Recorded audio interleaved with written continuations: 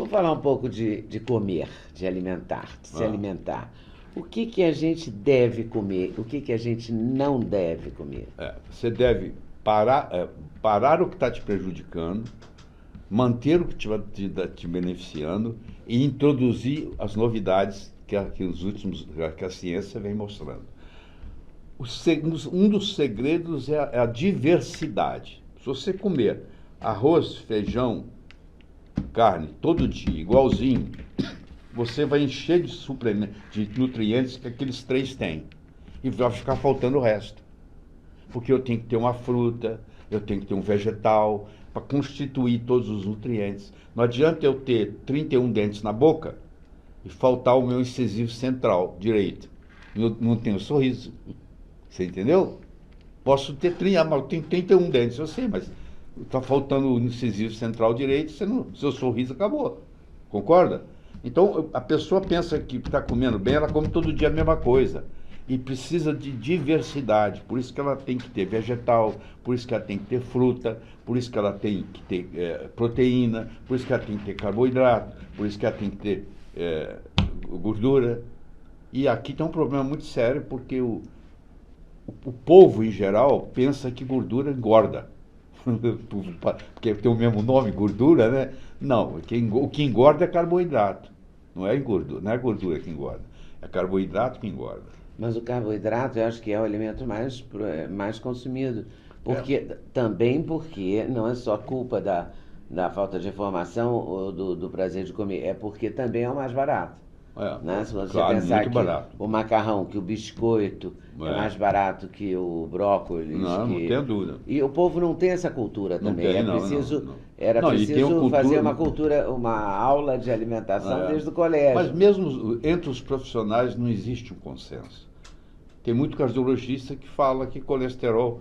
Muito não, a maioria, acho que eu sou o único que sou do lado de cá. O colesterol é mocinho. Colesterol não é bandido. Colesterol é um importante nutriente. Todos os hormônios esteroidais vêm do colesterol. A vitamina D3 vem do colesterol. As 37,9 trilhões de células têm na membrana colesterol. Entendeu? O cérebro é 2% do peso do corpo e armazena 25% do colesterol do corpo. Você acha que o Criador, Deus, vai só se tivesse uma sacanagem cósmica para ele colocar um veneno concentrado lá no cérebro? Não faz sentido. E por que todo mundo toma remédio para baixar o colesterol? Porque eles aprenderam a baixar o colesterol, só isso. Eles aprenderam a baixar. E quem começou lá atrás começou errado. Eles deram colesterol para coelho. E o coelho desenvolveu aterosclerose. Mas o coelho é herbívoro. O coelho não pode comer coisa animal.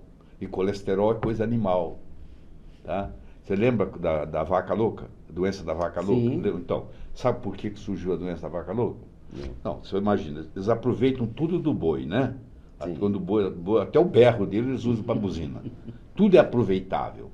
Então o cara teve uma ideia brilhante. Nós vamos aproveitar o esqueleto. Sabe o que nós vamos fazer? Nós vamos moer o esqueleto do boi e dar como farelo de osso para os bois, para as vacas comer.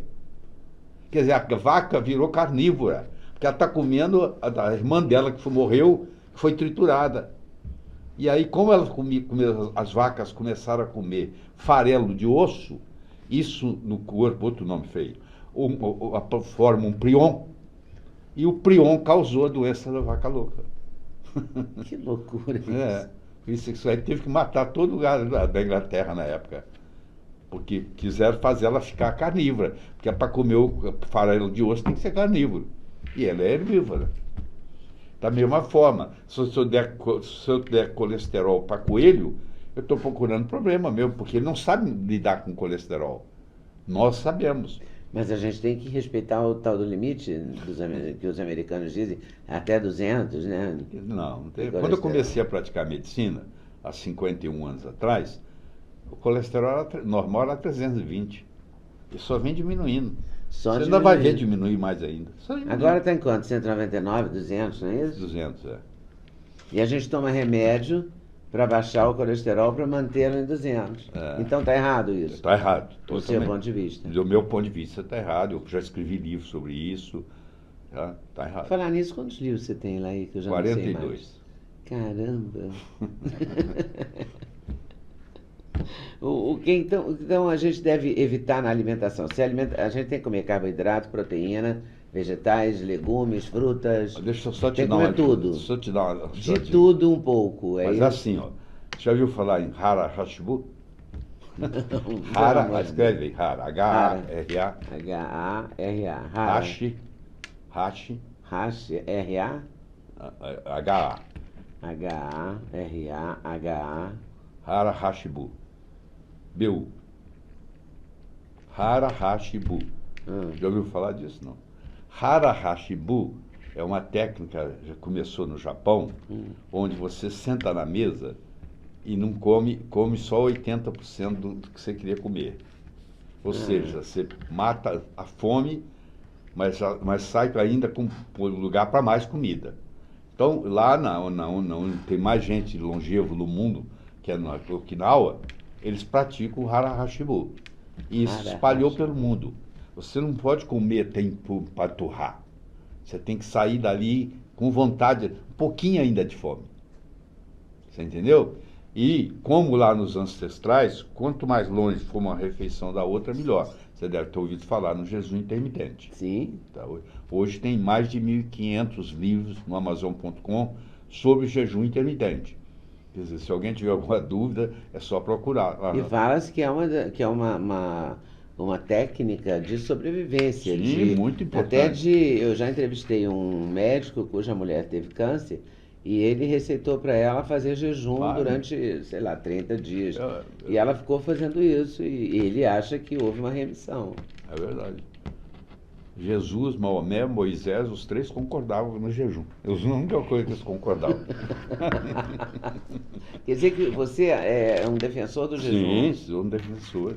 De horas de jejum de 12, 14, 16, 18, 24? Lá em casa a gente come, tem um lanche às 4 horas da tarde, depois eu como uma perinha dessa pera portuguesa lá pelas 7, 7h30. Nós não jantamos.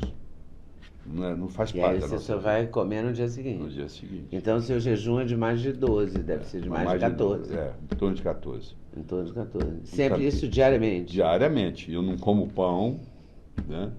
Eu raramente como macarrão uma vez ou outra, mas pão eu não como. Eu tirei o pão, nunca. E o pão vicia. Se pedir uma pessoa para parar com pão é difícil. Ela tem quando para é um problema. É porque o hábito é muito difícil. Não é só o hábito, não. Mudar hábitos. O glúten vicia, né? O glúten vicia. É porque o sem glúten não tem a menor graça. Não é? Raramente você acha uma coisa sem glúten que tenha graça. Mas você tem que tirar o glúten da sua vida. Você tem que tirar o glúten da vida. Tem que fazer... Vou te explicar por quê. O pão que você come hoje não é o pão que Jesus comia. Houve uma modificação genética muito grande no trigo durante esse período. E nos últimos 40, 50 anos, a produtividade do trigo aumentou 400%. E praticamente tudo isso aumentando o glúten. Então não existe organismo humano que vai se dar bem com glúten. Mesmo que você não tenha problema, você paga um preço por isso. E o glúten tem uma proteína chamada, vai ver um monte de nome feio, chamada gliadina. Essa gliadina é uma proteína de muito difícil digestão. E essa gliadina, quando ela cai no intestino, ela estimula a zonulina. A zonulina é a proteína que abre as portas para entrar coisa do intestino no sangue, passar direto. Aí passa a gliadina, ela estimula a zonulina porque ela quer passar, ela quer entrar no sangue. Ela cai no sangue. Quando a gliadina cai no sangue sem ser digerida, ela é considerada pelo organismo como um corpo estranho. E aí é feito um anticorpo contra ela. Um anticorpo antigliadina. Por azar nosso, na cadeia peptídica da gliadina, tem uma cadeia de aminoácidos que por azar nosso, a nossa tireoide também tem, parecida. Então, quando eu crio um anticorpo antigliadina, na realidade eu acabei de criar um corpo antitireoide. Isso tem um nome feio também, chama mimetismo molecular, também chamado homologia estrutural. Eu crio um anticorpo antitireoide. Aí o que acontece? Agora aquele anticorpo começa a atacar a minha tireoide. Aí eu desenvolvo uma tiroidite Hashimoto, que foi causada pelo glúten. Não é a única causa, mas foi esse um caso. Mas o glúten teve uma participação importante, digamos assim. Fundamental. Então, tirar o glúten é essencial. É essencial. Você tem que... É como tirar o açúcar do café, é fundamental? É fundamental. Eu tirei por sua causa.